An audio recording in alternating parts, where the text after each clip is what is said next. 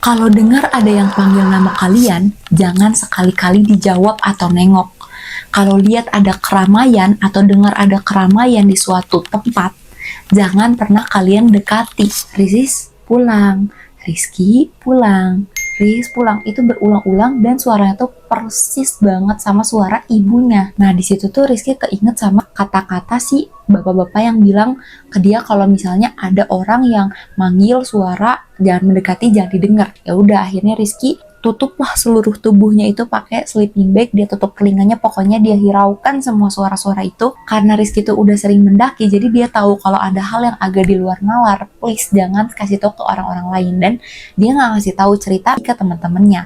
Tapi pagi-pagi si Andra sama Bima udah heboh cerita. Andra sama Bima mendengar suara yang sama disuruh pulang, tapi kalau Andra itu suara kakaknya dan Bima suara bapaknya. Jadi mendengar suara dari orang-orang terdekatnya gitu. Dan sama-sama nyuruh pulang. Rizky tek gitu langsung kayak oke, ini ada sesuatu yang nggak beres. Kita baca-baca doa aja teman-teman. Pokoknya kita niatnya mendaki, terus kita turun, kita jangan sompral, harus terus baca doa dalam hati. Dari situ mereka beresin tenda, terus mereka mendaki lah. Di urutan pendakiannya itu, Rizky, Andra, Seno, Bima, dan Raka. Berjalanlah mereka, dan Raka tuh selalu dengar ada suara langkah kaki di belakang dia.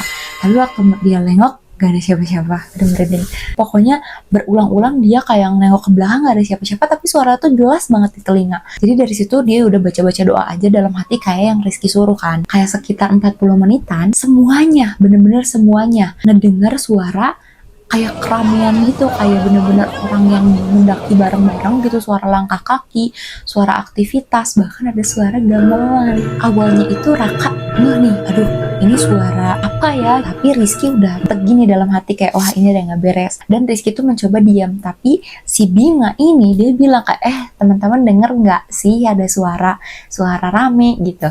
Iya denger gitu kan. Tuh Rizky sama Andra bilang udah hush, kita baca-baca doa aja dalam hati. Yaudah mereka fokus aja jalan buat mendaki, tapi suaranya tuh nggak hilang-hilang, anehnya bener-bener kayak deket gitu, tapi nggak ada apa-apa. Seno pengen buang air kecil.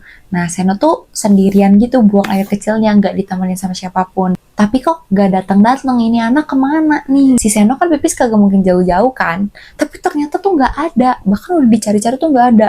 Dan akhirnya mereka gak jadi naik mendaki ke atas guys. Karena nungguin dan nyariin si Seno yang kagak ada kemana, gak tahu.